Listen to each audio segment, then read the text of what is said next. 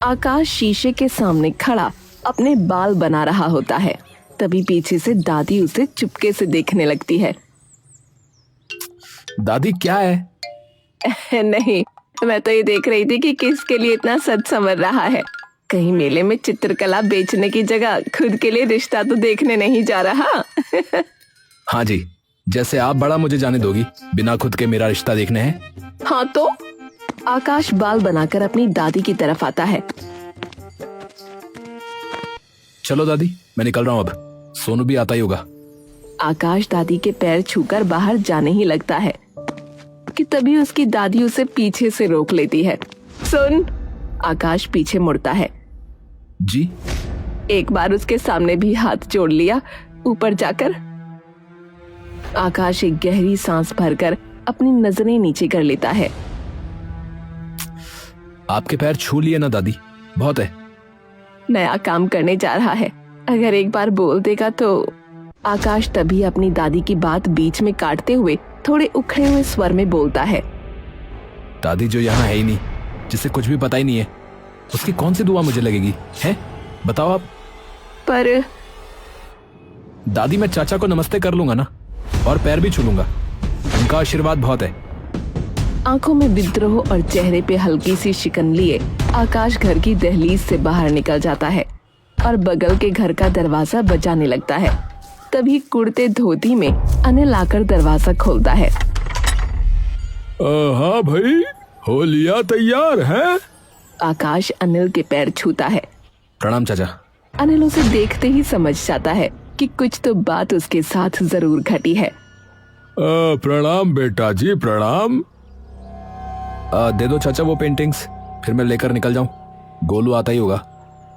Painting तो दे दूं, पर बेटा पहले ये बता कि तूने मुंह क्यों सुजाया हुआ है रे? अरे कुछ नहीं यार चाचा, आप वो पेंटिंग दो ना। ओहो, इतना अच्छा काम करने जा रहा है? और वो भी दिमाग सड़ा के? अरे यार, हर बार वही बात करनी होती है चाचा दादी को कि ऊपर जाकर हाथ जोड़ के आ जाओ, हैं?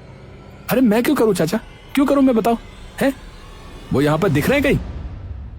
जो अगर इतना ही दुआ देने वाला बाप था तो मुझे तो नहीं दिखा पिछले 17 साल से, तो क्यों जोड़ू हाथ में उसके? अरे ओहो भाई, शांत हो जा भाई, शांत हो जा। हैं? अरे बिल्कुल ही अंगारा हुआ पड़ा है। अरे लंबी सांस ले पहले, चल चल। अनिल एक लंबी सांस लेता है और उसे भी लंबी सांस लेने का इशारा करता है। आजा अंदर आजा। अनिल अंदर कमरे में जाकर 9-10 चित्र ले आता है और लाकर आकाश को दे देता है। आकाश उन चित्रों को एक एक करके देखने लगता है। हर चित्र बहुत ही रंगीन और खूबसूरत।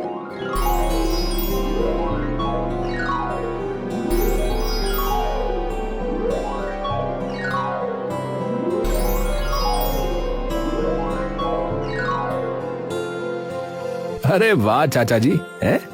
आपके तो हाथ में पेंटिंग ब्रश आते ही आप जादू कर देते हो। अरे बस यूं समझ कि उस्ताद है तेरा चाचा। हाँ। आकाश हंसने लगता है।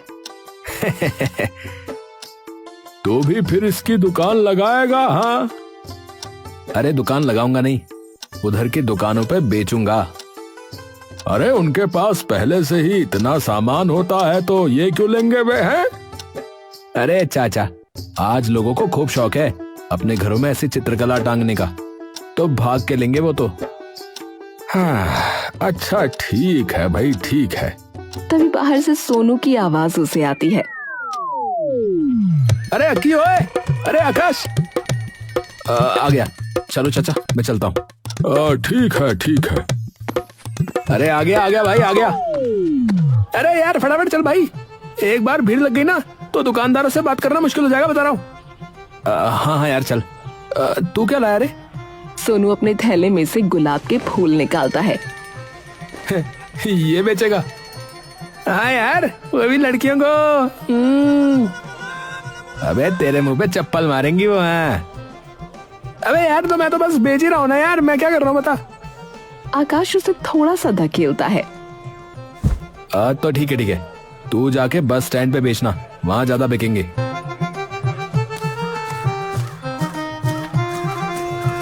दोनों मेले में जाकर वहाँ की चहल पहल से चकाचौंध हो जाते हैं। ओए ओए ओए आकाश, ओए देख यार, वहाँ पर कितनी सारी लड़कियां खड़ी हैं यार। वहीं जाकर ये गुलाब बेचता हूँ। आजा आजा। ओ भाई ओ, तू ही जा, मुझे बख्श दे भाई। तो ठीक है भाई, फिर बाद में मिलते हैं। ठीक है। आकाश अपनी तस्वीरें लेकर हर दुकान पर जाकर बेचने लगता है। तभी एक हवा का झोंका आता है और उसके हाथ में से एक चित्र उड़कर नीचे भीड़ में जा गिरता है। आकाश उस चित्र को उठाने के लिए भागता है, लेकिन अचानक उसके सामने एक इंसान आ जाता है और जल्दी जल्दी में आकाश उसे धकेल देता है। वो इंसान नीचे जमीन पर जा गिरता है। आकाश वो चित्र उठाकर उस इंसान की ओर मुड़ता है। माफ कीजिएगा भाई साहब, कोई इस पे पैर रख देता तो। आकाश की नजरें जैसे ही उस इंसान की आंखों पर पड़ती हैं, वो तभी बोलते बोलते चुप हो जाता है। उस इंसान की आंखों का गहरा चमकता हरा रंग आकाश की सभी इंद्रियां सुन्न कर देता है। पापा। वो इंसान हड़बड़ाकर अचानक से उठता है और वहाँ से फटाफट भीड़ में घुस जाता है। आकाश थोड़ी देर तक स्तब्ध सा वहीं बैठा रहता है। तभी पीछे से सोनू उसके कंधे पर हाथ रखता है। अबे ओए, क्या हुआ? यहाँ क्यों पड़ा हुआ है तू?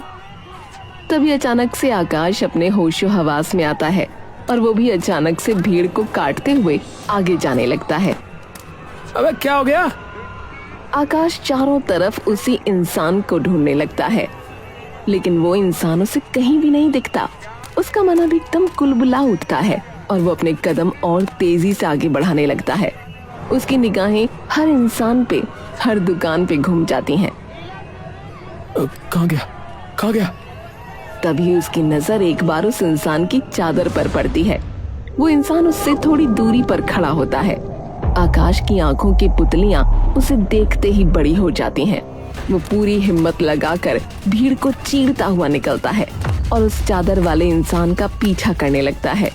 धीरे धीरे वो इंसान मेले के अंत में पहुंच जाता है, जहां मेले की भीड़ छट जाती है।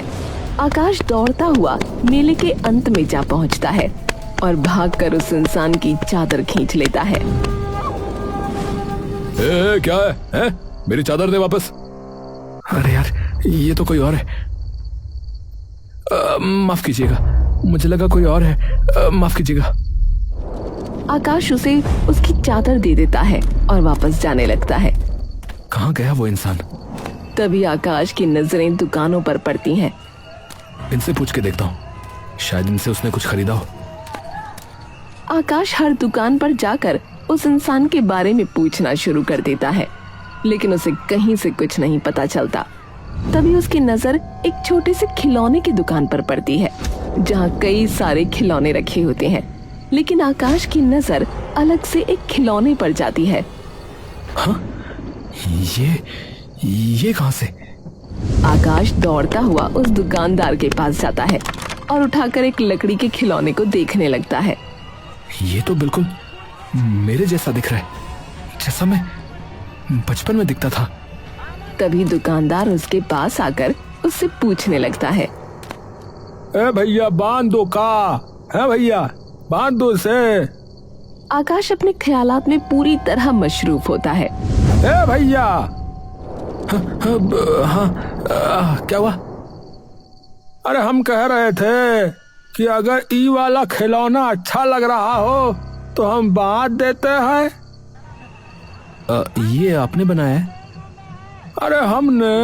अरे नहीं भैया, अरे हम में कहाँ इतनी कला भैया है। तो अरे ये तो हमने जो है अलग अलग जगहों से खरीदा रहा। ये आपको किसी आदमी ने तो नहीं दिया जिसकी आंखों का रंग हरा था? हरा रंग? नहीं भैया, पर हाँ, अभी एक ऐसा ही आदमी जो है ये खिलौना को उठाकर जरूर निहार रहा था, टुकुर टुकुर देख रहा था भैया। अरे जो है हम कुछ बोल पाते इससे पहले ही वो निकल गया रहा। तो ये कहाँ से मिला आपको? अरे ये वाला? हाँ, तो ये वाला जो है हाँ वो चांदपुर शहर है ना, वहीं की दुकान से हमने लिए रहे।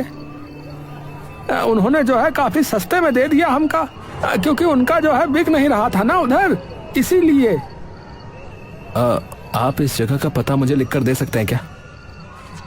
भैया दे तो देंगे भैया, पर देखो बोनी का टाइम है, ये खिलौना अगर खरीद लोगे तो हम अवश्य दे देंगे भैया। ठीक है। दुकानदार उसे वो खिलौना और दुकान का पता दे देता है।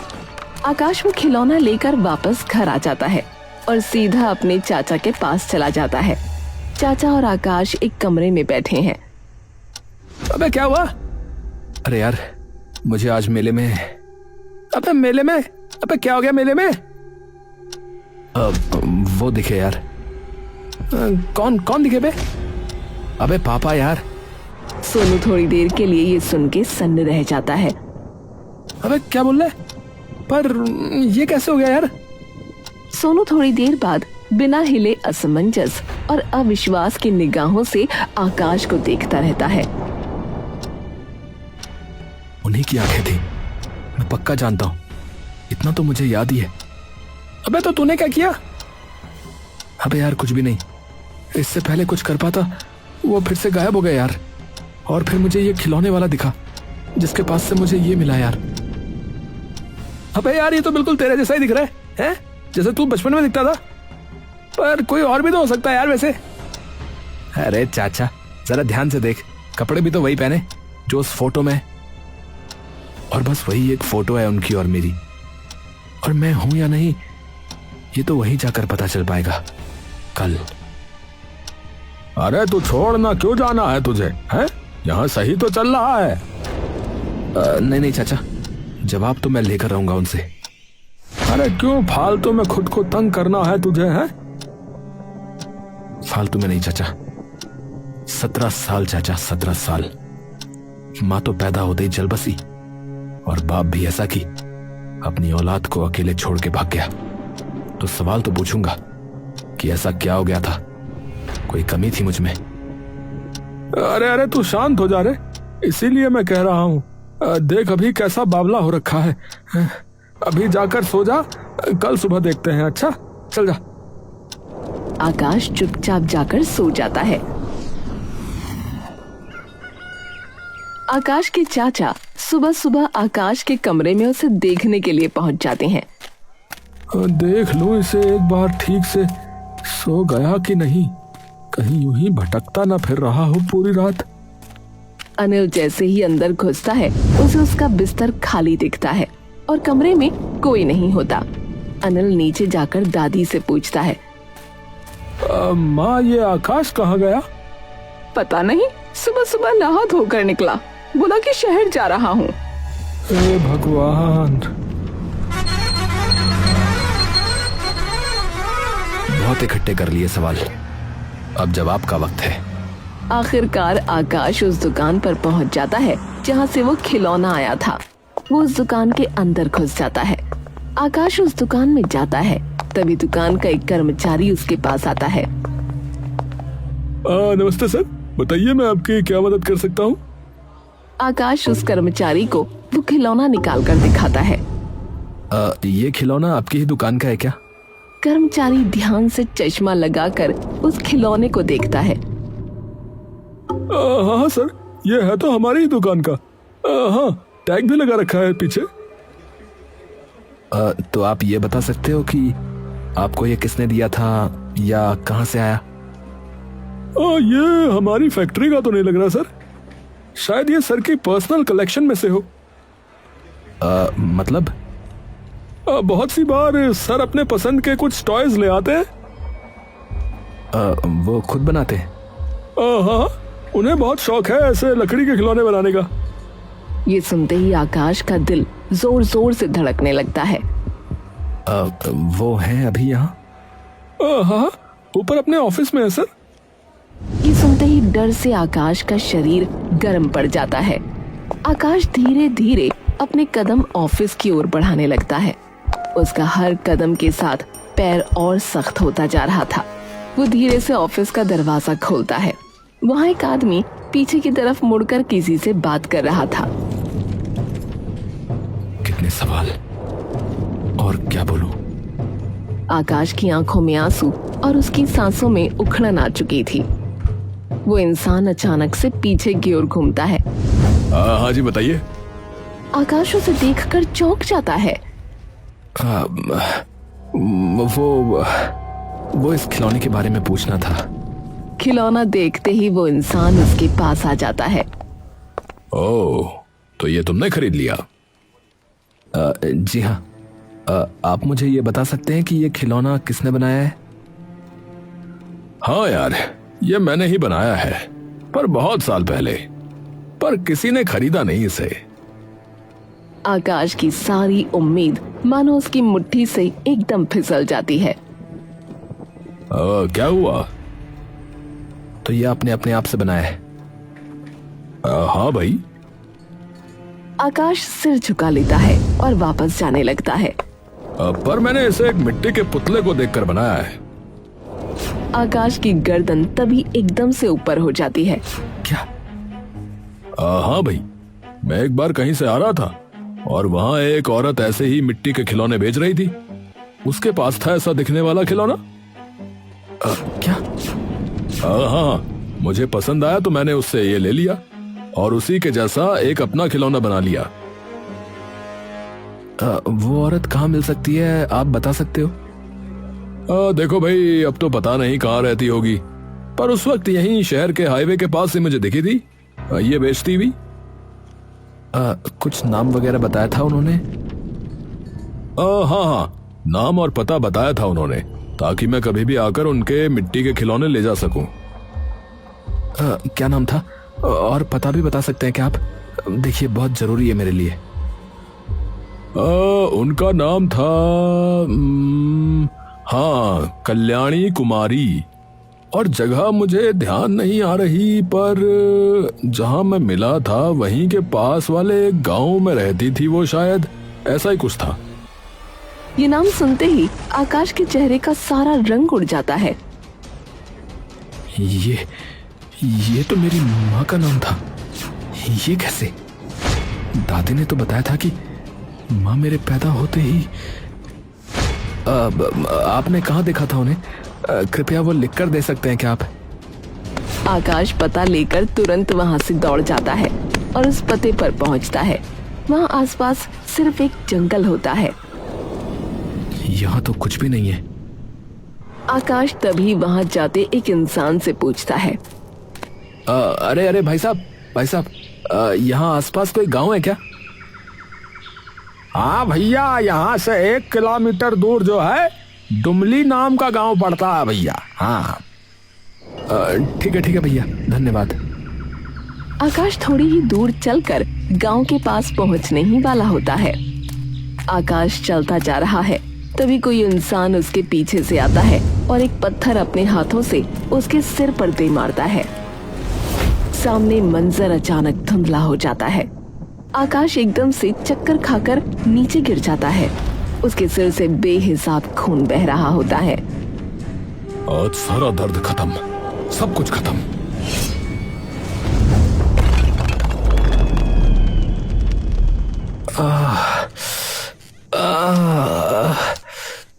ये कहाँ गया मैं? आकाश इधर उधर देखता है, तभी उसकी नजर एक औरत पर पड़ती है जो जमीन पर बैठी है और आंसुओं भरी आंखों से मुस्कुराते हुए उसे देख रही होती है। आकाश का पूरा बदन सिर पर लगी चोट के दर्द से कांप रहा होता है। आप? वो औरत उठकर धीरे से आकाश के पास आ जाती है और उसकी आंखों में देखकर उसके सिर पर प्यार से हाथ फेरने लगती है। जैसे ही आकाश उस औरत की आंखों में झांकता है, वैसे ही उसकी आंखों से अचानक आंसू फूट पड़ते हैं। माँ। हाँ, मेरा राजा बेटा। आकाश फूट फूट कर रो पड़ता है और अपनी माँ के सीने में एक छोटे बच्चे की तरह दुबक जाता है। बस बस बस, तेरी माँ आ गई ना, डर मत बिल्कुल, अब सो जा आराम से। आकाश काफी देर तक फूट फूट कर अपनी माँ की गोद में लेटा रोता रहता है। थोड़ी देर बाद शांत होने पर उसकी माँ उसे बिस्तर के सिरहाने से लगाकर बैठा देती है। पर मुझे कुछ समझ में नहीं आ रहा माँ, ये क्या हो रहा है? आप जिंदा हो? दादी ने तो कहा था कि आप मेरे पैदा होते ही चल बसी थी। और आपको पता है वो इंसान जो मुझे मारना चाहता था वो। तभी कल्याणी आकाश की बात बीच में काट देती है। तेरा बाप था। हाँ हाँ। कल्याणी एक गहरी सांस लेती है। नहीं, क्या नहीं? वो तेरा बाप नहीं था। अरे पर माँ, उसकी आंखें हूबहू वैसी ही थी जैसी फोटो में है जिसमें उन्होंने मुझे गोद में लिया हुआ है। इंसान तो वही है बेटा, मेरा पति, पर तेरा बाप वो नहीं है। ये सुनते ही आकाश पर मानो बिजली गिर जाती है। आकाश को कुछ पल पहले जो चोट का दर्द सता रहा था, अब वही दर्द कल्याणी की बात सुनकर मानो उसे जरा भी महसूस नहीं हो रहा था। ये क्या बोल रही हो माँ? हाँ बेटा, सच है। मतलब आपने पापा को धोखा दिया? जानती हूँ कि पाप तो बहुत ही बड़ा किया है और मेरे पाप की सजा मेरे साथ साथ तुझे भी मिल गई। मुझे माफ कर देना मेरे बच्चे, मैं हाथ जोड़ती हूँ और तू कहे तो मैं तेरे पैरों में भी गिर जाती हूँ। बस मुझे खुद से दूर मत करना फिर से, अब नहीं बर्दाश्त होगा। इतनी मन्नतों के बाद मुझे तू फिर से मिला है, अब नहीं खो सकती मैं तुझे। तो आप भी अपनी मर्जी से छोड़कर गई थी मुझे? नहीं, मैं कभी तुझे छोड़कर नहीं जाना चाहती थी, पर तेरी दादी और तेरे पापा ने कहा कि पूरे गांव में ये बात फैला देंगे और तुझे भी कुएं में फेंक देंगे अगर मैं नहीं गई तो। मुझे माफ करना मेरे बच्चे, मुझे कहना पड़ा। आकाश उठकर अपनी माँ को गले से लगा लेता है। गलती का तो मुझे नहीं पता माँ। पता है, बचपन में मैं हमेशा सोचता था कि आप अगर होती तो कैसे मुझे डांटती मेरी गलती पर। आप सबसे अच्छा क्या पकाती होंगी? आपकी आवाज कैसी होगी?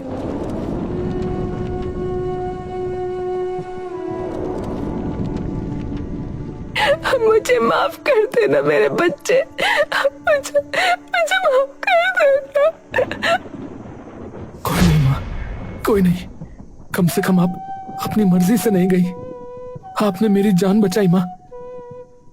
आप थी उस वक्त जब मुझे सबसे ज्यादा आपकी जरूरत थी। मेरे बाप की तरह नहीं, जो कभी था ही नहीं। माँ, पर आप मुझे बता सकती हो कि वो कौन था और क्यों उस इंसान ने मुझे मारने की कोशिश की जब मुझसे उसका कोई नाता ही नहीं है? तो कल्याणी कमरे के कोने में रखी एक छोटे संदूक की ओर बढ़ती है। उन्होंने पहले भी तुम्हें मेरे पेट में मारने की कोशिश की थी जब उन्हें पता चला, लेकिन तेरी दादी ने उन्हें रोक लिया। शायद जो मैंने उनके साथ किया उसका गुस्सा वक्त के साथ उनके मन में और गहरा हो गया हो। इसीलिए वो आए थे उस दिन मेले में मुझे मारने। पर अभी कहाँ है वो? पुलिस ले गई उन्हें, डर मत।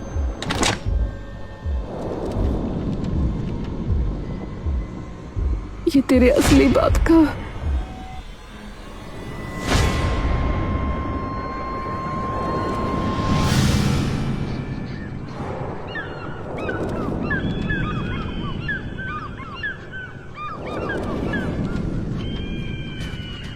घर पे चाचा और दादी खड़े हुए आंगन में चिंता में टहल रहे हैं। सांझ हो गई, अभी तक क्यों नहीं आया? मैं एक काम करता हूँ, जाके देखता हूँ शहर में ही कहीं कोई गड़बड़ तो नहीं हो गई। तभी वहां आकाश। उसे देखते ही दादी उसके पास दौड़ती है। हे राम, क्या हुआ? तेरे सर पर चोट कैसे आई? दूर, पास भी मत आना मेरे। अरे आकाश, अरे क्या हुआ बेटा? चाचा, पहले मैं बताता हूँ कि क्या हुआ, फिर आपको भी बताना पड़ेगा। पहले मैं बताता हूँ। आकाश एक कागज निकालता है जेब से। ये मेरे बाप का है, मेरे असली बाप का। आकाश वो कागज अनिल के कदमों में फेंक देता है। अनिल वो कागज उठाता है। कागज को देखते ही उसका चेहरा एकदम से पीला पड़ जाता है।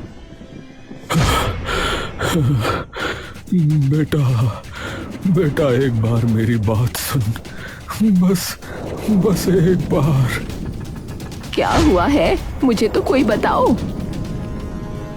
बेटा, ये ठीक कहा चाचा। बेटा, भतीजा नहीं, बेटा।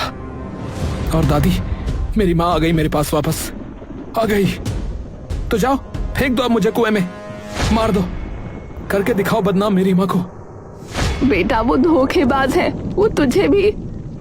अरे वो मर चुकी है, आपने ये कहा था या नहीं? दादी सर झुका लेती है। और सबसे बड़े धोखेबाज तो आप हो, जो मुझे प्यार के नाम पे सिर्फ 17 सालों तक धोखा देते आ रहे हो। और चाचा, अगर इतना ही प्यार था कि चुपचाप सब कुछ ताक पर रखकर उन्हें मेरा चित्र बनाकर दे सकते हो, तो कभी मुझे कुछ बताने की हिम्मत क्यों नहीं की? बोलो। सब लोग चुपचाप वहां खड़े हैं। ठीक है, जा रहा हूं मैं हमेशा के लिए। अब मैं और मेरी माँ अब आपके माथे पे कोई कलंक नहीं लगाएंगे। जियो खुशी से। आकाश मुड़कर वापस जाता रहता है। दादी उसे रोकने जाती है, लेकिन अनिल उसे हाथ पकड़कर रोक लेता है। जाने दे माँ, हमारे साथ इसका वक्त यहीं तक था। अब बेटा है, अपनी माँ का तो ध्यान रखेगा ही ना।